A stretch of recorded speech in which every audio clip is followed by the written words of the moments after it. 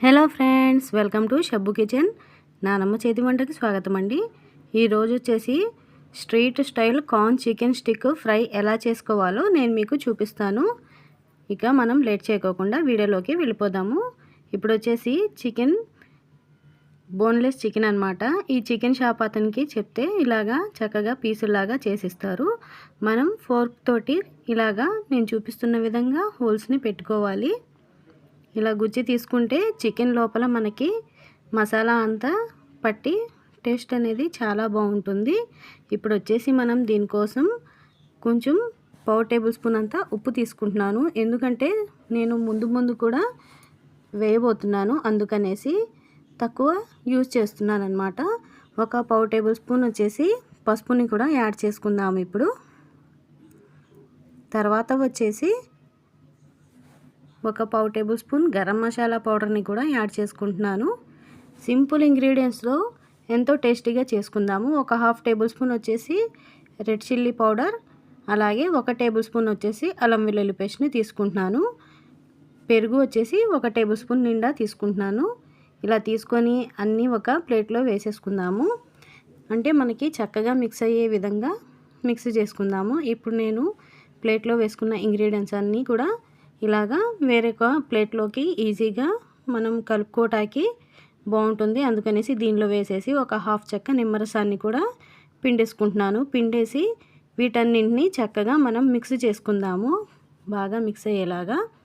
ఇప్పుడు మనం ఇందాక హోల్స్ పెట్టుకున్నాం కదా, ఆ పీసెస్కి ఈ మసాలా అంతా నీట్గా పట్టించేసుకుందాము. బయట ఫుడ్ తిని పిల్లలు హెల్త్ పాడు చేసుకునే కంటే మనం ఇంట్లోనే ఇలాగా నీట్గా చేసి పెట్టుకుంటే మన పిల్లల హెల్త్ అనేది బాగుంటుంది. అలాగే పిల్లలు బయట ఫుడ్ అలవాటు పడుకోకుండా ఇంట్లోనే చక్కగా హెల్తీగా తింటారు.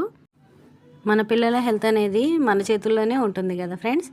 వాళ్ళు ఇష్టపడినట్టుగా కొంచెం ఇలాగా వండి పెట్టేసుకుంటే పోతుంది కదా. ఇప్పుడు ఇలా మ్యాగ్నేట్ చేసుకున్న ప్లేట్ని మనము ఒక హాఫ్ అన్ అవర్ వరకు పక్కన పెట్టేసుకుందాము, మూత పెట్టేసుకుందాము. చక్కగా బాగా మసాలా అంతా పట్టేలాగా కొంచెం బాగా నీట్గానే కలపండి ఫ్రెండ్స్. కలిపిన తర్వాత అప్పుడు మనము ప్లేట్ పెట్టేసి ఒక హాఫ్ అన్ అవర్ వరకు పక్కన పెట్టేసుకుందాము.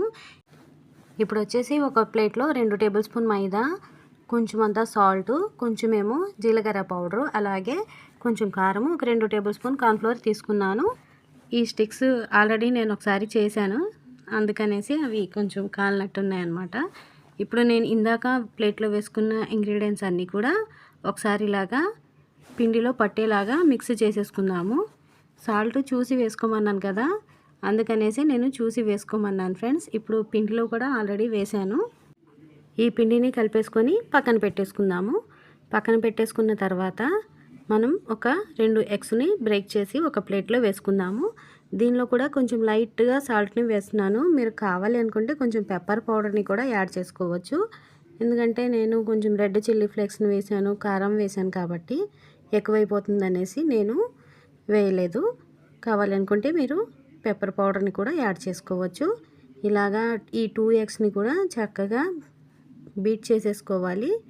అంతా మిక్స్ అయ్యేలాగా బీట్ చేసేసుకొని పక్కన పెట్టేసుకోండి.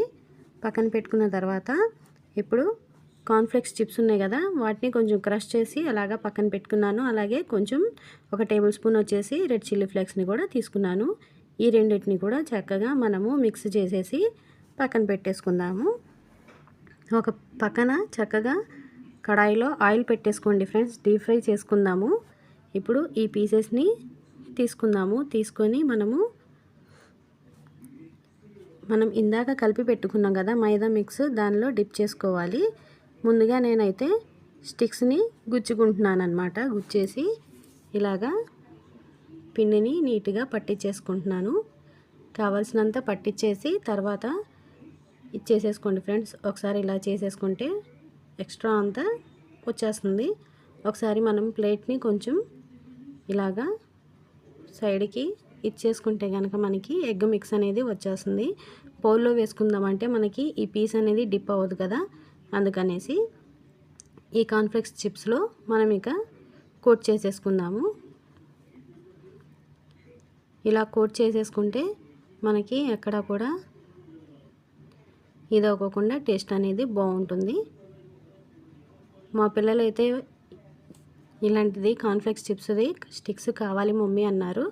ఆల్రెడీ నేను ఒకసారి ట్రై చేశాను, చాలా ఇష్టంగా తిన్నారనమాట పిల్లలు. తిని మళ్ళీ నేను మీకు యూట్యూబ్లో రెసిపీ పెడదాము ఎక్కడా లేదు అనేసి పెడుతున్నాను అనమాట.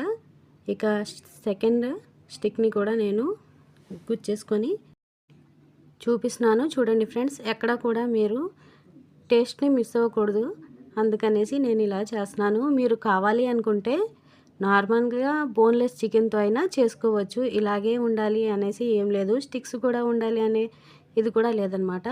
ఇప్పుడు చూస్తున్నారు కదా, ఇక్కడ నేను మీకు దగ్గర నుంచి చూపిస్తున్నాను. చూడండి, చక్కగా పిండి అంతా ఇలాగా కోట్ చేసేసుకోవాలి. కోట్ చేసుకొని అప్పుడు మనము ఇలాగా టర్న్ చేసుకొని దీన్ని కూడా కోట్ అయ్యేలాగా పిండిని కోట్ చేసేసుకోండి. షార్ట్స్లో నేను ఫస్ట్ చేసిన చికెన్ స్టిక్స్ జస్ట్ మా వీడియో పెట్టానన్నమాట. కామెంట్స్లో అడిగారు, దానికోసం కూడా నేను వీడియో చేస్తున్నాను. ఇంతే ఫ్రెండ్స్, ఒకటైతే నేను స్టిక్ లేకుండా చేస్తున్నాను అనమాట. మీరు ఎలా కావాలి అనుకుంటే అలా చేసుకోవచ్చు. చూసారు కదా, ఇక మనం ఆయిల్ వేడైపోయింది. ఆయిల్లో మనం ఈ స్టిక్ ఒకటి అలాగే ఒకటి ప్లెయిన్గా చేశాను, అంటే స్టిక్స్ లేని వాళ్ళు కూడా ఈజీగా ఫ్రై చేసుకునేలాగా ఇలాగా వేసేసుకొని ఒకటి స్టిక్ని ఇలాగా వేసేసుకోవాలి. ఎందుకంటే స్టిక్ పెట్టుకుంటే కనుక ఆయిల్ ఎక్కువ కావాలి, అలాగే మనకి వెడల్పుగా కూడా ఉండాలన్నమాట ప్యాన్ అనేది. అందుకనేసి ఇలాగా కొంచెం కడాయిలో ఒకటి ఈజీగా చేసుకునేటట్టు కూడా చేశాను. చూసి మీకు ఎలా నచ్చితే అలా చేసుకోండి ఫ్రెండ్స్. చక్కగా టర్న్ చేసుకుంటూ ఫ్రై చేసుకోండి. ఇంతే ఫ్రెండ్స్, ఎంతో యమ్మీగా టేస్టీగా జ్యూసీగా ఉండే corn chicken stick fry ready అయిపోయింది. ఒకటి నేను మీకు కట్ చేసి చూపిస్తున్నాను. చూడండి, పైకి క్రిస్పీగా లోపల సాఫ్ట్గా చాలా అంటే చాలా బాగుంది ఫ్రెండ్స్. మీరు కూడా తప్పకుండా ట్రై చేయండి. నా వీడియో మీకు నచ్చితే లైక్ చేయండి, షేర్ చేయండి, అలాగే సబ్స్క్రైబ్ చేయండి friends. Thank you for watching.